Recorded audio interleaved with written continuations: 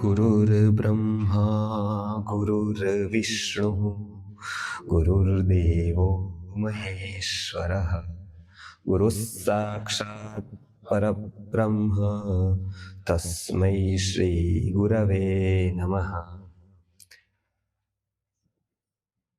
अथाष्टमोऽध्यायः। अथ अष्टमोऽध्यायः। अर्जुन उवाच।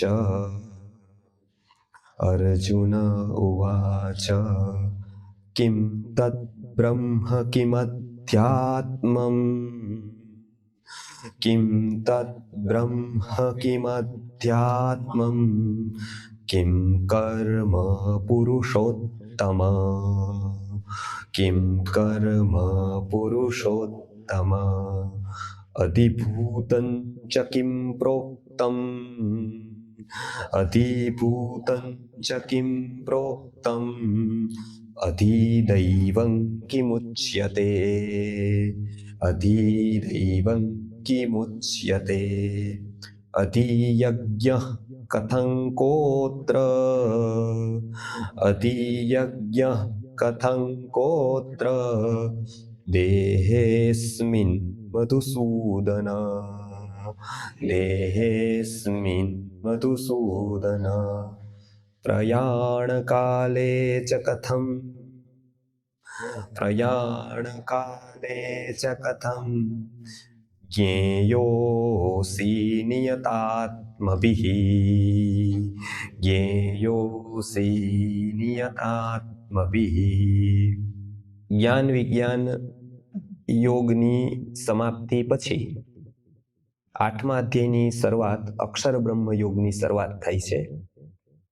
આ અધ્યાયની શરૂઆત પ્રશ્નથી છે, એટલે શરૂઆતમાં જ બીજા બધા અધ્યાયોમાં 1-2 પ્રશ્ન હોય, પછી 1-2 જવાબ હોય, પછી પાછા પ્રશ્ન હોય, પછી પાછા જવાબ। અહીંયા એક સાથે 7 પ્રશ્ન છે। પ્રશ્ન ખૂબ જ મહત્વના છે અને પ્રશ્ન ઉપરથી વ્યક્તિનું સ્તર નક્કી થાય છે। ઇંગ્લિશમાં એક કહેવત છે કે man is known by company he keeps, એટલે કે વ્યક્તિ એની સંગતિથી ઓળખાય છે। પણ આ અધૂરી વ્યાખ્યા છે, કેમ કે કોઈ એક સંતનો મિત્ર એક કોઈક સામાન્ય હોઈ શકે અને એક સામાન્યનો મિત્ર પણ એક સંત હોઈ શકે। એટલે એટલું એવું નથી કે તમે તમારા મિત્રોથી ઓળખો છો। કોઈ એવું કહેશે કે વ્યક્તિ એના પદથી, પ્રતિષ્ઠાથી, કપડાથી, મોભાથી ઓળખાય છે, પણ આ પણ અધૂરી વ્યાખ્યા છે। અધ્યાત્મનો એક જ નિયમ છે અને એ સર્વત્ર વ્યાપી છે કે વ્યક્તિ એના પ્રશ્નોથી ઓળખાય છે। વ્યક્તિને ઓળખવો હોય તો એના જીવનના પ્રશ્નો કયા છે એ એને પૂછો એટલે એનો સ્તર ખબર પડે। આમ તો પ્રશ્નો વ્યક્તિ, પરિવાર, રાષ્ટ્ર બધાના જ હોય છે, પણ એ પ્રશ્નોના સ્તર હોઈ શકે। એમાં પ્રથમ આપણે જોઈએ કે પ્રશ્નો તો કે સૌથી પહેલા રહસ્યથી થતા હોય।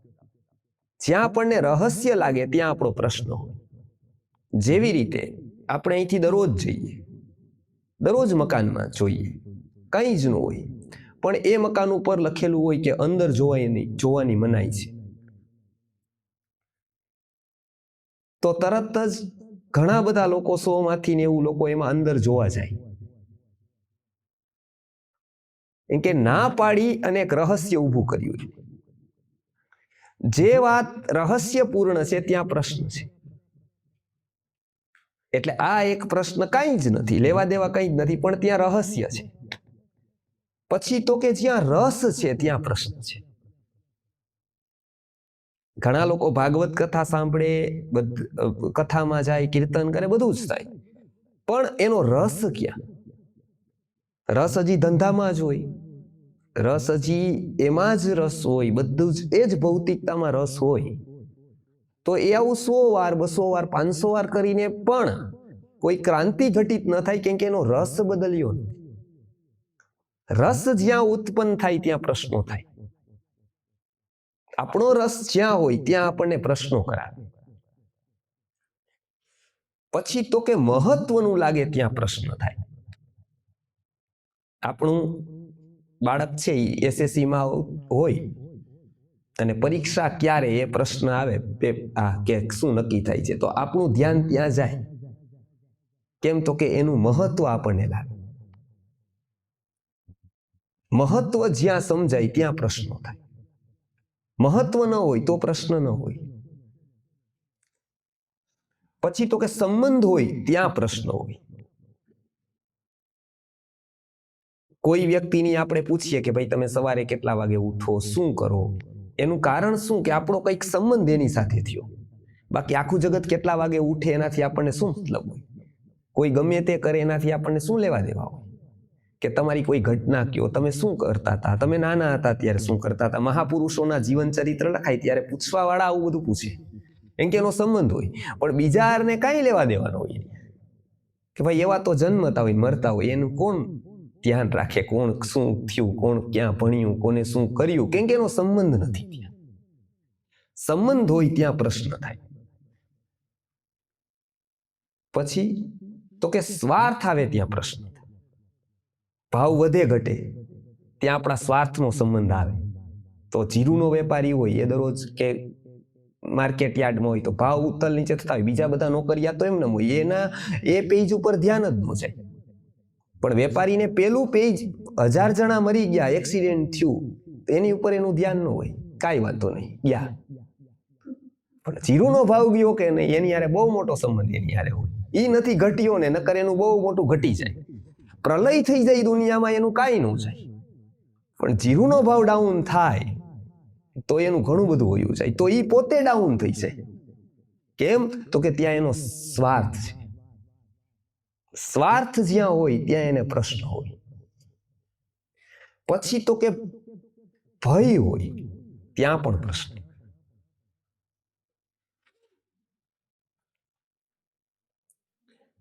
જ્યાં ભયની લાગણી થાય ત્યાં પ્રશ્ન થાય.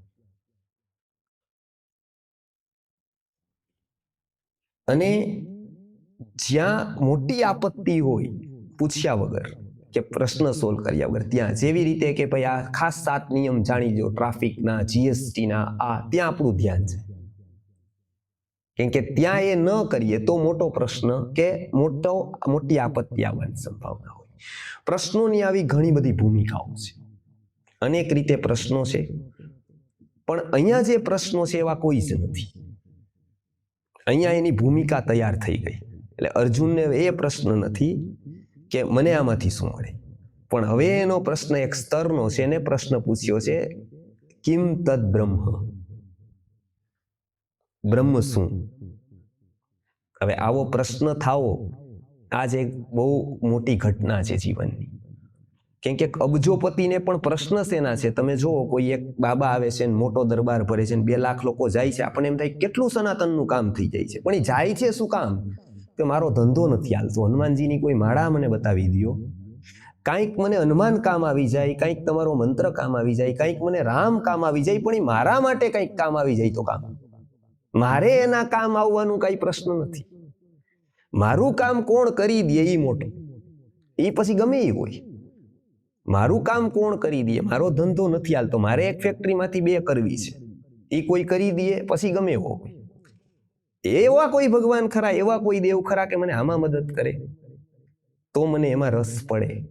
મારા જીવનના પ્રશ્નો કયા સ્તરના છે એનાથી મારો વિકાસ નક્કી થાય છે, એનાથી મારું સ્તર નક્કી થાય છે. અહીંયા અર્જુનને એ પ્રશ્ન જ નથી કે મારું શું થશે, એવું પહેલા એને પૂછી લીધું. યુદ્ધ કરીને મને શું મળશે એવો પ્રશ્ન નથી. એ એવું કહે છે કે અત્યાર સુધી મેં બધું સાંભળ્યું, એના ફલશ્રુતિ રૂપે આ પ્રશ્ન છે કે કિમ તદ બ્રહ્મ. હવે મારે જાણવાનું શું છે? તો કે તમે જે અત્યાર સુધી બધી વાત કરી એ મને સમજાણું નહીં કે આ બ્રહ્મ એટલે શું. ઉપનિષદની શરૂઆત પણ પ્રશ્નથી થાય છે. એટલે ઉપનિષદોમાં પણ પ્રશ્ન ઉપનિષદ નામનું એક સ્વતંત્ર ઉપનિષદ છે. બ્રહ્મસૂત્રમાં પણ શરૂઆત અહીંથી જ કરેલી છે કે અથાતો બ્રહ્મ જિજ્ઞાસા, કે સૌથી પહેલા એવું જાણ્યું કે આ કોણ છે, એવું કોણ બ્રહ્મ છે, એવું શું છે, એવો પ્રશ્ન કોઈ દિવસ થયો જો એ પ્રશ્ન થાય તેદીથી આપણું જીવન શરૂ થાય. જ્યાં સુધી આ પ્રશ્ન નથી ત્યાં સુધી જીવન નથી. કબીરજી કહે છે કે કબીરા દર્શન સંત કે સાહિબ આવે યાદ, લેખે में है वही घड़ी बाकी के दिन बाद.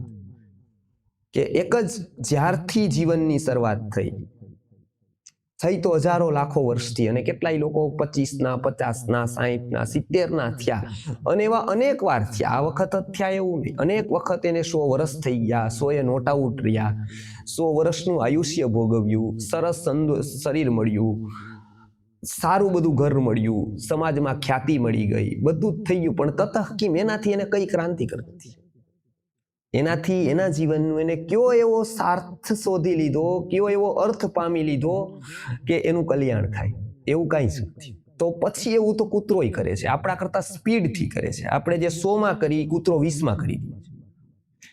આપણે જે ઊંચાઈ મેળવવા, જે રોટલો મેળવવા 100 વર્ષ કરવું પડે, પ્રાણી પશુ 20 વર્ષના આયુષ્યમાં કરે છે બધું જ. એ વેલ સેટ થઈ જાય છે અને પોતાની 4 પેઢી પોતાના 20 વર્ષના આયુષ્યમાં જોવે છે. તો પશુ જ મોટું છે આપણા કરતા બધી જ રીતે. કયું તંત્ર એવું આપણું છે કે જે મહત્વનું છે? પ્રાણી પશુ બધું જ જોજો તો શરીર તંત્ર આપણા કરતા કેટલું મજબૂત છે, શ્વસન તંત્ર કેટલું મજબૂત છે, પાચન તંત્ર કેટલું મજબૂત છે, અસ્થિ તંત્ર કેટલું મજબૂત છે. શરીરના પ્રત્યેક તંત્ર પશુ યોનિના આપણા કરતા ક્યાંય વધારે મજબૂત છે. ગાયનું વાછડું જન્મે પછી તરત જ ઊભું રહે, 2 દિવસે જ પાણી પીવા માટે. અને મનુષ્યના બાળક ચાલવા માંડે તો 5 જગ્યાએ કે હવે બાબો ચાલવા માંડે.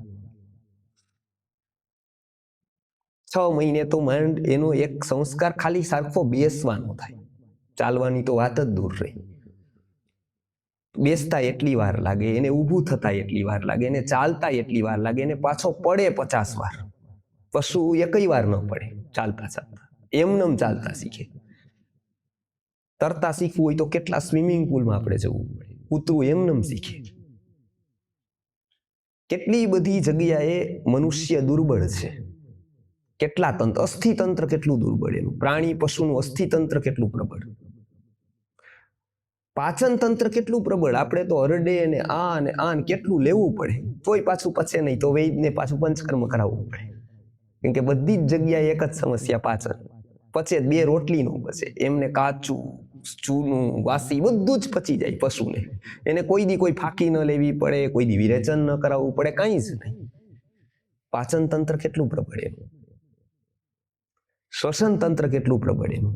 માત્ર એક જ નથી એની પાસે, ચેતાતંત્ર.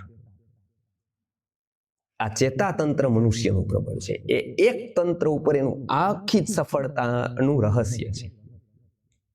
એક ચેતાતંત્ર મનુષ્યનું વિકસિત થાય એટલે મનુષ્ય કેટલી વસ્તુમાં આશ્ચર્યકારક પ્રગતિ કરે.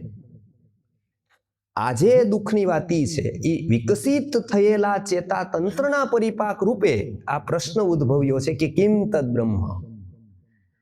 એ બતાવે છે કે એનું માઇન્ડ, એનું ચેતાતંત્ર ખૂબ જ સક્રિય છે. આજે આપણને એક પ્રશ્ન પૂછવાનો છે કે આપણું ચેતાતંત્ર સક્રિય ખરું? આપણા બીજા તંત્રો તો ભલે રહ્યા, એ તો દુર્બળ છે, પણ એક જ વાત આપણામાં યુનિક કહેવાય એવી છે, યુએસપી કહેવાય એને, કે ચેતાતંત્ર, જેનો આપણે ઉપયોગ નથી કર્યો. અને એટલે જ આજે આપણું આખું અસ્તિત્વ જ ખતરામાં છે, આપણી આખી પેઢી ખતરામાં છે. એનું કારણ વ્યક્તિ સંવેદના ગુમાવતો જાય છે. આમ તો કોઈ પિક્ચરો નથી જોતો, નથી એની વાત કરતો, પણ કેટલાક જો જોવા જેવા પણ છે.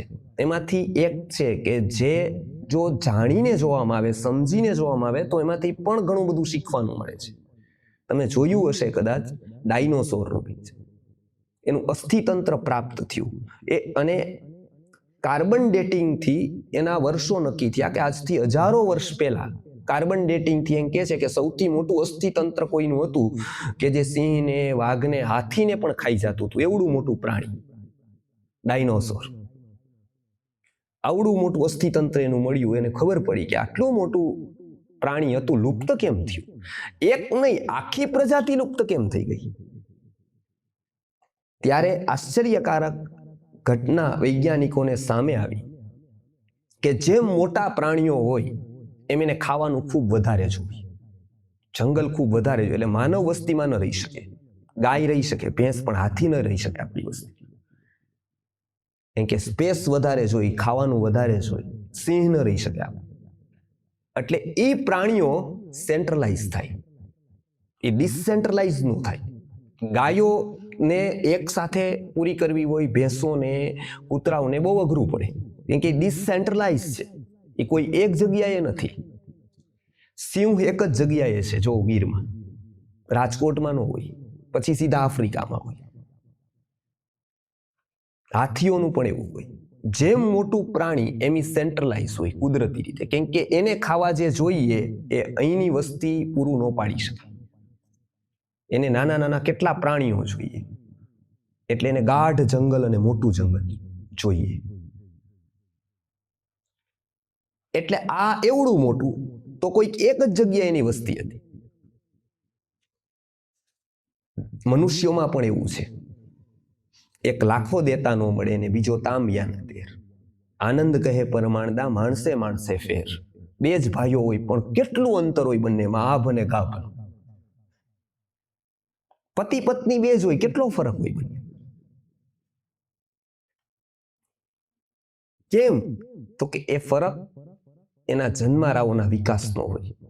એક 5 જન્મથી વિકાસ કરતો આવતો હોય તો એની વાત ઓલો એક જન્મનો જ વિકાસ કરેલો ન સમજી શકે. મહત્વ સમજાવતા જ તકલીફ પડે. ઉંમરમાં તો 10 વર્ષનો ગાળો બહુ ન કહેવાય, પણ જન્મમાં બહુ કહેવાય. પ્રત્યેકના માઇન્ડસેટ અલગ હોય, પ્રત્યેકનું થિંકિંગ અલગ હોય. એ એક વાત જે સમજી શકે એ બીજો ન સમજી શકે. એક વાતનું મહત્વ જે આપી શકે બીજો ન આપી શકે. એક જે એપ્રિસિએટ કરી શકે એ બીજો એપ્રિસિએટ ન કરી શકે. એક જે કિંમત કરી શકે હીરાની, એવો બીજો કિંમત ન કરી શકે. હીરાની કિંમત કરનારો છેતરાતો નથી 5 લાખ આપી. હીરાનું 5 લાખ આપીને એ ખાટે છે, એટલે એ એસીમાં બેઠો છે, એટલે એ મોલમાં છે, એટલે એ સારી જગ્યાએ છે, કેમ કે એને હીરાની કિંમત કરતા છે. સામાન્ય વ્યક્તિ એમ થાય આના 5 લાખ દઈ દેવાય કોઈ દિવસ, એટલે જ એ સામાન્ય છે. અસામાન્યની કિંમત કરી શકે એ અસામાન્ય બની જાય, બાકી સામાન્યની કિંમત કરતો થાય ક્યારેય અસામાન્ય ન બની શકે. અસામાન્યની એને કિંમત હોવી જોઈએ. આજે મનુષ્યને મળેલું જે ચેતાતંત્ર અતિ અસામાન્ય છે, વિચારની શક્તિ અતિ અસામાન્ય છે, એની આપણે કિંમત કરી કોઈ દિવસ? એ અસામાન્યતાની કિંમત કરી કે મેં વિચાર ઉપર, ચેતાતંત્ર ઉપર મેં શું કર્યું, એની વાત અહીંયા કહે છે કે એવડું મોટું પ્રાણી સેન્ટ્રલાઇઝ હતું, એમાં અચાનક એની ઉપર વીજળી પડી, ઉલ્કાપાત થયો. અહીંયા આપણે વીજળી પડે એવી રીતે ઉલ્કાપાત થાય કેટલાક પર્વતીય વિસ્તારોમાં. ઉલ્કાપાત થયો એટલે કેટલાક પ્રાણીઓની પાછળનો ભાગ, પીઠ, કેટલાક મરી ગયા પણ કેટલાક જીવી ગયા. જીવી ગયા એમાંથી મોટા ભાગનાની પાછળનો ભાગ છે એ ખોટો થઈ ગયો. એનેસ્થેસિયા આપણને આપે ને કેવી રીતે થઈ જાય? સેન્સેશનરી એરિયા, એવો પાછળનો ભાગ થઈ ગયો. હવે શું થતું હતું કે એ સૂતું હોય અને પાછળ સિંહ કે વાઘ કે કોઈ એવું માંસાહારી પ્રાણી એનું માંસ ખાતું હોય, એને ખબર ન હોય. સંવેદના ગઈ. અહીંયા જ એનો પ્રાણ હતો, સંવેદનામાં. આ સંવેદનામાં પ્રાણ હતો એટલે એને પાછળ કોક ખાઈ જાય પોતાને ખબર ન પડે. સૂતું હોય તો ઉઠે નહીં, એ કે પાછળ ખાય અને દુખાવો તો થાય જો એને સંવેદન થાય, પણ એને સંવેદન જ નથી પાછળથી. આ એક સંવેદનહીનતા એની આવી એટલે આખી ને આખી જાતિ ખતમ થઈ ગઈ. ધીમે ધીમે ખતમ થવા માંડે, કેમ કે જ્યારે સૂઈ જાય ત્યારે જ ઓલા એને પાછળથી ખાવાનું શરૂ કરી દે. એને ખબર પડી ગઈ કે અહીંયાની સંવેદના નથી બીજા પ્રાણીઓ, એટલે એ સૂવે એ જ એનું મૃત્યુ સમાન થઈ જાય, એ જ એની અંતિમ ઊંઘ થઈ જાય પછી, કેમ કે સંવેદના નથી. આજે સેમ એવી સ્થિતિ મનુષ્યોની થઈ ગઈ છે. આજે વર્ષોથી ડેવલપ કરેલું એમનું ચેતાતંત્ર સંવેદનહીન થયું છે. એટલે આ મોટો ખતરો, આ એક બહુ મોટી આપત્તિ સંતો જોઈ શકે છે, કેમ કે એની વૈજ્ઞાનિક નજર છે. બાકી સામાન્ય વ્યક્તિને તો સામાન્ય સિવાય કઈ ખબર જ નથી પડતી. એને તો દુકાન, ધંધો, નોકરી, ડેવલપમેન્ટ, આમાં જ એનું જીવન પૂરું થાય છે. એનાથી એને બીજે કોઈ રસ જ નથી. ઉપનિષદ શું કહે છે, વિકાસ શું હોય, પંચકોશ શું હોય, આત્મા શું, એને આવી બેકાર વાતમાં કોઈ રસ જ નથી રહ્યો. આ મહત્વનું છે. એટલે અહીંયા સૌથી પહેલું ચેતાતંત્ર પ્રબળ થાય, વૈચારિક શક્તિનું અધિષ્ઠાન દ્રઢ થાય, એટલે પ્રશ્નો શરૂઆત થાય જીવનમાં. અત્યાર સુધી પણ થયા હોય, પણ કેવા થયા હોય? બાજુવાળા શું કરતા હશે, એની સાથે શું હશે, એનું શું હશે, વાં શું હશે, એવા પ્રશ્નો જે ઉત્સુકતાથી ઉભા થાય છે, જિજ્ઞાસાથી નહીં. અહીંયા સૌથી પહેલા જિજ્ઞાસા થાય છે કે આખું ચાલે છે વિશ્વ કેવી રીતે ચાલતું હશે, કોને બનાવ્યું હશે.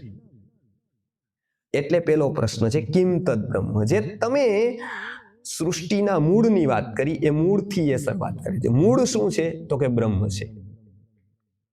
એટલે એક મૂળ અને એનાથી તૈયાર થયેલું એક વિશ્વ કે જે અંડાકારે છે, ગોળ છે. ગોળ થાળી જેવું નહીં, પણ ઈંડા છે. એટલે આપણે એને શું કહીએ છીએ કે બ્રહ્માંડ. એમાં બે શબ્દો છે, બ્રહ્મ પ્લસ અંડ. બ્રહ્મ એનું ઉપાદાન અભિન્ન નિમિત્ત કારણ છે, જેમાંથી ઉદ્ભવેલું છે, અને અંડ એનો આકાર છે.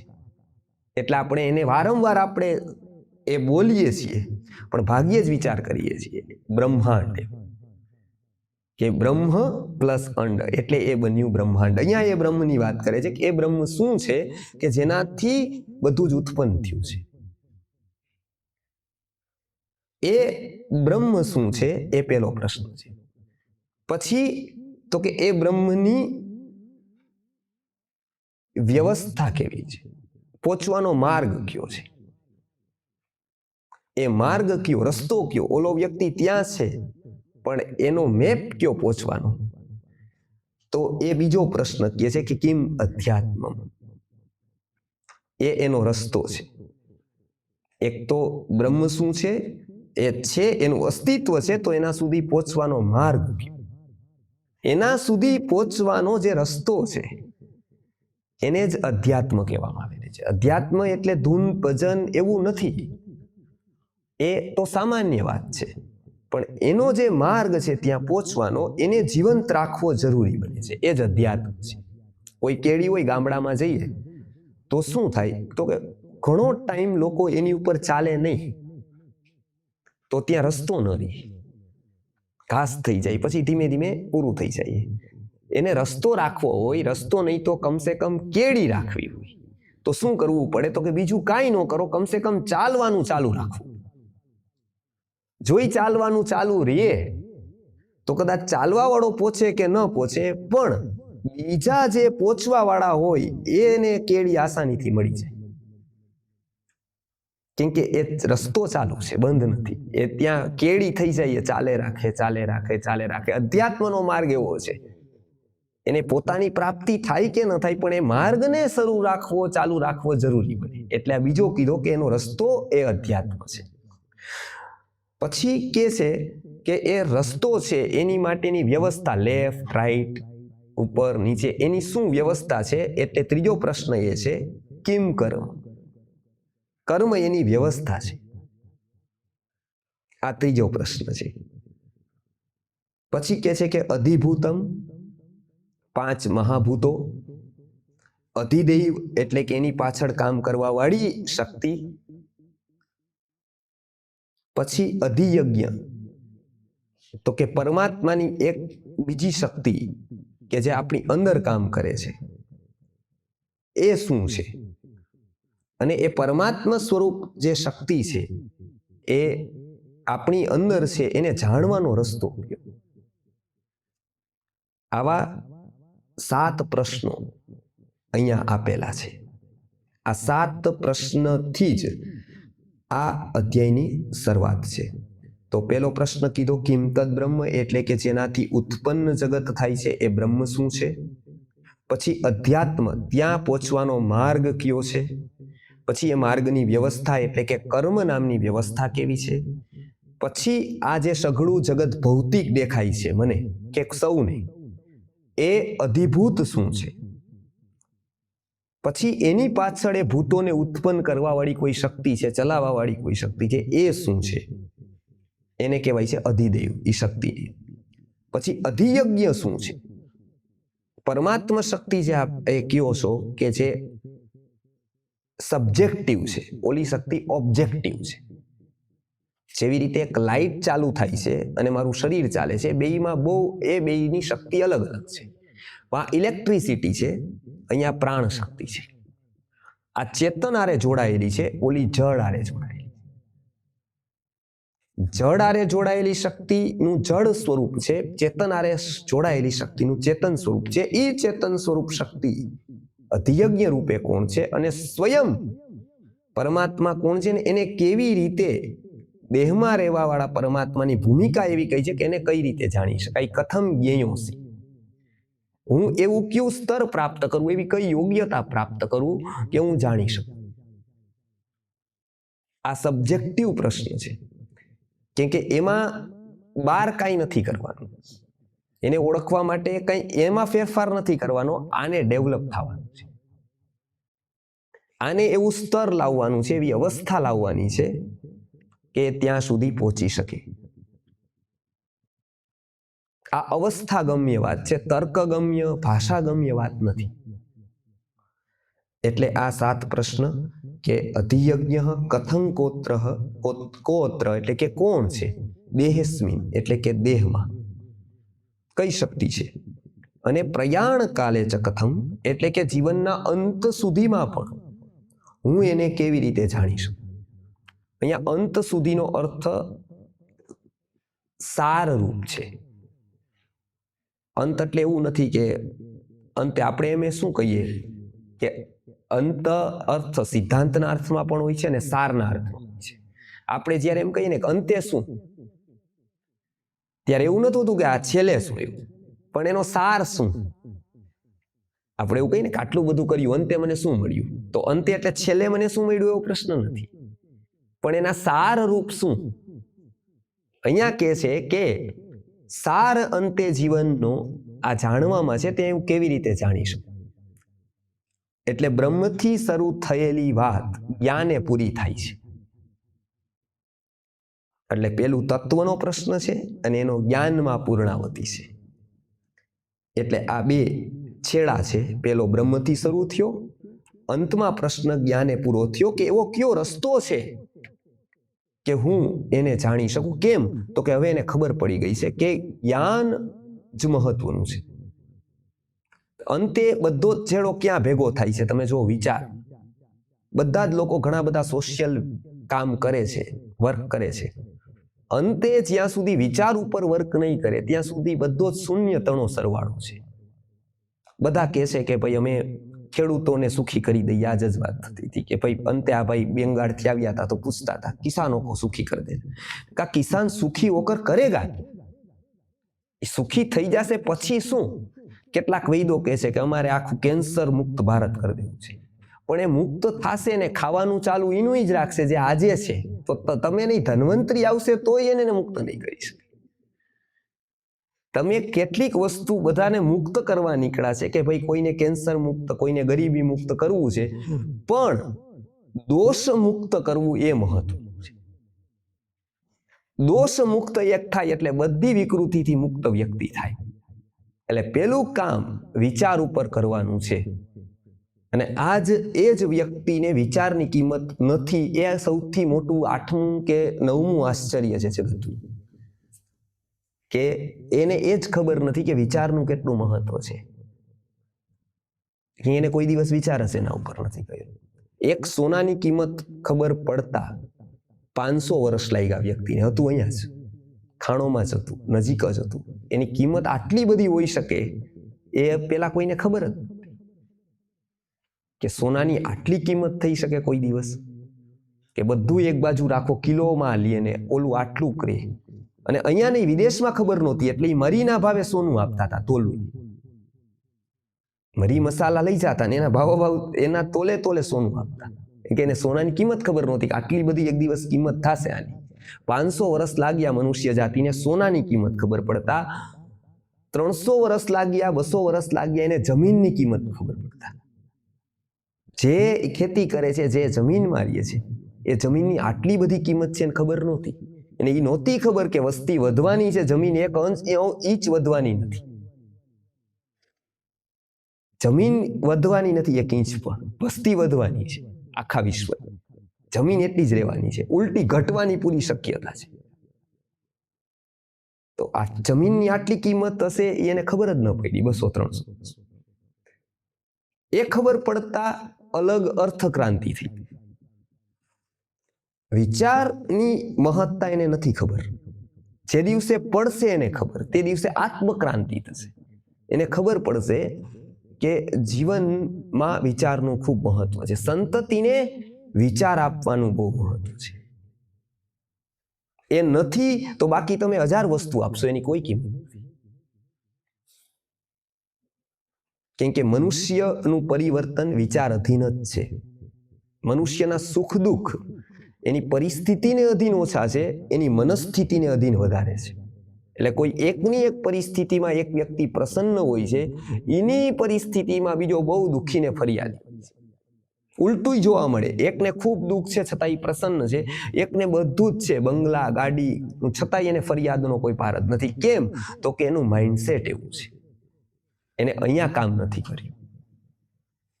એટલે વ્યક્તિની ઓળખ એના પ્રશ્નોથી થાય છે, એના વિચારથી થાય છે. અહીંયા આ 7 પ્રશ્ન ની પ્રશ્નોત્તરી જે છે, એટલે કે એમાંથી પ્રશ્ન છે એ અહીંયા પૂછેલા છે. બ્રહ્મથી શરૂઆત કરી અને જ્ઞાન સુધીના પ્રશ્નો છે. હવે આવતા શ્લોકમાં એના જવાબ એક આવે છે ઉદાહરણ સહિત, કે બ્રહ્મ શું છે, ત્યાં પહોંચવાનો માર્ગ કેવો છે, એ માર્ગની વ્યવસ્થા કેવી છે, પંચ મહાભૂતો જે દેખાય છે એ સ્વયં ઉત્પન્ન થાય છે કે એને ઉત્પન્ન કરવા વાળી કોઈ શક્તિ છે, એ સ્વયં ચાલે છે કે એને ચલાવવા વાળું કોઈ તંત્ર છે. લાગે એવું જ બધાને, કંપની પણ એવું જ લાગે સ્વયં ચાલે છે, પણ એને ચલાવવા વાળું કોઈ તંત્ર હોય તો જે ચાલતી હોય. એ સામાન્ય વ્યક્તિને ન ખબર પડે કે એ કોણ ચલાવે છે. ચડાવવા વાળાને કદાચ જીવનભરી ભેગોય ન થાય. અને અત્યારે આપણને જે અધ્યાત્મના પ્રશ્નો છે, લોકો કહે કે કર્મ આમ હોય તો આવું કેમ, આ હોય તો આવું કેમ, સજ્જનો દુઃખી કેમ, ઓલા સુખી કેમ, આને આમ કેમ, દુર્જનને આમ કેમ, ભગવાન આવા હોય દયાળુ તો બધાને સુખી કેમ ન કરી દે, તો કોકને કેન્સર કેમ કરે, ભગવાન મારું ખાધેલું પચાવતા હોય તો કબજિયાત કેમ થાય, અને એ ફાંકી લઈ તો મટી કેમ જાય જો ભગવાન જ કરતા હોય બધું. આવા પ્રશ્નો કોઈ દિવસ ઊભા જ નથી થયા, એ બોલે જ જાય છે. એને ખબર નથી કે આ તંત્ર કેવી રીતે કામ કરે છે. એને જાણવું, સમજવું, પીછાણવું કે એ કેવું તંત્ર હશે. આપણને તો એ જવા દો, આઈનું તંત્ર ખબર નથી કોઈને. કોઈ એમ કહે કે ગાંધીજીને રડવું આવી જતું હતું. એક માણસ જ્યારે મજૂરી કરે આખો દિવસ અને એને 10-20 રૂપિયા મળે, વિનોબા ભાવે રોઈ જતા કે આની શું સ્થિતિ છે, કે એને 10 રૂપિયા 5 રૂપિયા એ સમયનો રૂપિયો મળતો નહોતો. એટલો પરસેવે રેબઝેબ થઈ જાય 7-8 કલાક અને એને રૂપિયા ન મળે, વિનોબા ભાવે રડવા માંડે. હવે એ જ વિનોબા ભાવેને કદાચ ગવર્નર બનાવી દેવામાં આવે અને કહેવામાં આવે કે આ મશીન પૈસા છાપવાનું, છાપીને આપવા માંડો, તો આપી શકે? અને આપે તો એ સારું થાય ખોટું થાય ભારત? સામાન્ય લોકોને એમ છે કે આ સરકારના હાથમાં હોય તો છાપીને આપી દેવામાં. હવે એને આઈની જ એક એબીસીડી ખબર નથી, અર્થશાસ્ત્રની. ફુગાવો શું કહેવાય, લિક્વિડિટી શું, આવું અર્થશાસ્ત્રના પાયાના સિદ્ધાંતો જેને ખબર નથી. હવે આ તો બિલકુલ સામાન્ય સિદ્ધાંતો છે. એને તો એમ હોય કે આ તો બધા સુખી થઈ જાય જો નોટું છાપીને આપવા માંડે, શ્રમ ઉપર પેલી ઇફેક્ટ થઈ જાય. એને ખબર નથી કે એનું મેનેજ કરવું પડે, શ્રમને પણ મેનેજ કરવો પડે, વ્યક્તિની શક્તિને મેનેજ કરવી પડે, કેમ કે એ સાત્વિક નથી, રાજસ છે. આખું તંત્ર કોઈ દિવસ સાત્વિક થાય નહીં. અધ્યાત્મથી આશ્રમ ચલાવી શકો તમે, કંપની નો ચલાવી શકો. કંપનીના તંત્રથી જ ચાલે. કંપનીમાં એવું ન ચાલે કે મન થાય તો આવજો, વહેલા પહોંચાય વહેલા આવજો, મોડા પહોંચાય છેલ્લે આવી જાજો. આપણે સત્સંગમાં એવું ચાલે કે કમસે કમ આવી તો ગયા. કંપનીમાં એવું, કેમ કે રાજસતંત્ર છે, ત્યાં એવી જ રીતે કામ કરવું પડે, એના વગર ન ચાલે. એ આશ્રમ નથી. અહીંયા પણ વિશ્વના તંત્રને એ જ માધ્યસ્થ ભાવથી જોવું પડે, એ જ વિચારવું પડે. આપણે અર્થતંત્ર સમજવામાં 2-3 વર્ષ જાય, એમાં પણ એડમ સ્મિથને વાંચવો પડે, કાર્લ માર્ક્સને વાંચવો પડે. આ બધાને વાંચીએ ત્યારે ચાણક્યને વાંચવો પડે કે અર્થશાસ્ત્રના સિદ્ધાંતો શું કહે છે. ત્યારે ખબર પડે કે ઇકોનોમિક્સ આવું છે, વર્લ્ડનું, ભારતનું આવું છે. ભારતમાં અર્થ એટલે આ, ભારતની અર્થવ્યવસ્થા આવી. તો અધ્યાત્મ જાણવું હોય તો મિનિમમ 4-5 વર્ષ આપો, ત્યારે આપણને ખબર પડે કે આ કર્મ વ્યવસ્થા આવી હોય, આકર્ષણનો સિદ્ધાંત આવું કામ. કાં તો ફટ દઈને કહી દે કે અમે પૂર્વજન્મ માનતા નથી. પણ તમે ગુરુત્વાકર્ષણમાં એવું કહો કે ભાઈ ન્યૂટન ભલે ગમે તેટલું કે ભાઈ એપલ નીચે પડે ઉપર જાય, હું માનતો નથી, અને તમે કૂદકો મારો તો નીચે જ પડો, નાટકા જ ભાગે. એ જમીનને લેવા દેવા જ નથી કે તમે ગ્રેવિટેશનમાં માનો કે ન માનો. એમ પૂર્વજન્મ નો માનવા વાળાનો પણ મરે તો પૂર્વજન્મ થાય જ, પુનર્જન્મ થાય જ. એ પાછો ક્યાંક જન્મે છે. કે એમ કોઈ કહે કે સાહેબ ડોક્ટરને જઈને કે હું કેન્સરમાં માનતો જ નથી, તો એને કેન્સર ન થાય. કે હું ડાયાબિટીસ, ભલે બધા કહે ડાયાબિટીસ, ઘણા એવા લોકો છે કે એમ નથી માનતા ડાયાબિટીસમાં, તો કાંઈ વાંધો નહીં, ન માને તો પણ થાય તો થાય જ. શુગર નો સમજે કે ભાઈ આ નથી માનતો, એને ન ખબર પડે ભાઈ આ માનતો નથી, એને ન હોય, એ તો એને આવે. એને બધી જ વ્યવસ્થા એ માને કે ન માને એના અધીન એનું ઘર પણ નથી, એના અધીન એનું શરીર પણ નથી. ત્યારે એવો અહંકારી કરે, હું એને નથી માનતો, હું આને નથી માનતો, હું આવું નથી કરતો. એનાથી જગતની વ્યવસ્થાને કોઈ જ લેવા દેવા નથી. એ એની રીતે જ કામ કરે છે, અને એ સમજવી હોય તો એની રીતે જ સમજવી પડે. એ સમજાઈ જાય તો શું થાય, તો કે સૌથી પહેલી ફરિયાદ વૃત્તિ આપણી ઓછી થઈ જાય. પહેલી વાત નિશ્ચિત થઈ જાય, મારા કર્મનો જવાબદાર હું જ છું. મને જે પણ સુખ દુઃખ મળે છે એમાં બીજા કોઈનો રોલ બહુ ઓછો છે, આમાં મારો રોલ મુખ્ય છે. મારા કોઈ પણ સુખ દુઃખ હશે, શરીરના, મનના, સમાજના, પરિવારના કે મારા પાત્રના, એમાં બીજાનો રોલ ખૂબ ઓછો છે, મારો રોલ મોટો છે. મારું જ કર્મ એવું છે એટલે જ આ છે. આ એક વાત દ્રઢ થાય એટલે વ્યક્તિ કોઈ દિવસ હતાશ ન થાય, વ્યક્તિ નિરાશ ન થાય. વ્યક્તિને કર્મ ઉપરની પકડ એની દ્રઢ થઈ જાય, પુરુષાર્થ ઉપરની પકડ એમની દ્રઢ થાય. આ પકડ દ્રઢ કરવા માટે આવતા શ્લોકમાં આ જણાવે છે કે અધ્યાત્મની વ્યવસ્થા કેવી છે. કર્મ શું વાસ્તવમાં છે? કર્મ કરીએ છીએ તો એનું ફળ મળે જ છે, આ વાત સાચી. અધ્યાત્મ જેવું કંઈ છે, એવો માર્ગ કંઈ છે કે સાચે જ અત્યારે આપણે જે માર્ગે ચાલીએ છીએ ત્યાંથી જ આપણે આગળ ચાલવાનું શરૂ કરીએ છીએ, એવો કોઈ માર્ગ પણ છે? આ ભૂતોની આવી વ્યવસ્થા દેખાય છે, એની પાછળ કોઈ એક મોટું તંત્ર કામ કરે છે, એવું વાસ્તવિકતા છે. અને આપણે ધીમે ધીમે વિજ્ઞાન પણ સમજતા જઈએ ને તો આ પ્રશ્નોના જવાબ તો ભગવાનને આપવાની જરૂર નથી, વિજ્ઞાન જ ઘણા આપી દે છે. એ પણ એમાં ક્વેશ્ચન માર્ક છેલ્લે લાગે છે કે આવું કેમ, તો એ જવાબ નથી. એ એમ કે છે કે આવું છે, આવું કેમ એ ખબર નથી.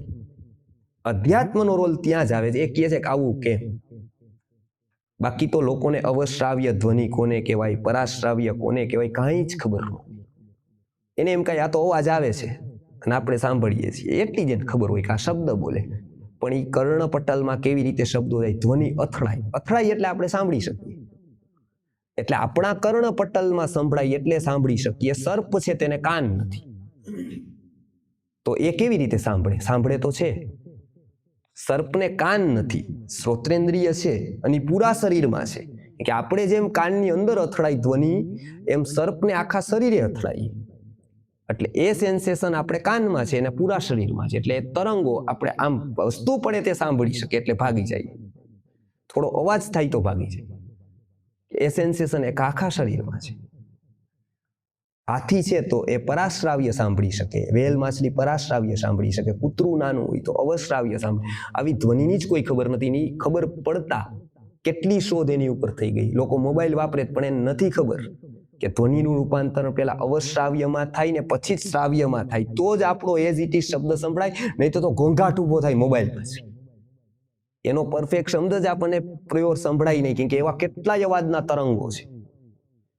આ જેને ખબર નથી કે દરરોજ વચ્ચે જે તરંગોની વચ્ચે જીવે છે, એને એ ખબર જ નથી કે આવું શું હોય. તો અધ્યાત્મના પણ કોઈ તરંગો છે, અધ્યાત્મની કોઈ એક વ્યવસ્થા છે, આપણા મન ઉપર ખૂબ મોટી અસર કરે છે. જો એ અસર થવાની શરૂ થાય જે દિવસથી, તે દિવસથી મનુષ્ય જીવનની સાર્થકતા શરૂ થાય છે. એટલે લોકો કેટલાય કે હું કોઈનાથી પ્રભાવિત ન થાઉં, પણ વિકસિત જીવ એમ કે જ્યાં સારું દેખાય ને ત્યાં હું પ્રભાવિત થયા વગર રવ જ થઈ ગઈ. હું સારી વાતથી પ્રભાવિત છું ને, એ કોઈ સામાન્ય વ્યક્તિ ન કહી શકે. એવું તો કૂતરું કહી દે કે હું કોઈના પ્રભાવિત નથી. બળદ, એમાં ભણવાની કઈ જરૂર જ નથી. ભણવાની જરૂર ત્યાં છે, કામ કરવાની જરૂર ત્યાં છે કે સારી વાતથી આપણે કેટલા પ્રભાવિત થઈ શકીએ છીએ, સારી વાત પ્રત્યે આપણે કેટલું આકર્ષણ રાખી શકીએ છીએ, સારી વાત માટે આપણો ત્યાગ કેટલો કરી શકીએ છીએ, સારી વાત માટે આપણે જતું કેટલું કરી શકીએ છીએ. આ આપણા પેરામીટર્સ છે. તો આવતા શ્લોકમાં એ શરૂ કરી આપણે વાત કરશું આ 7 પ્રશ્નના ઉત્તરની.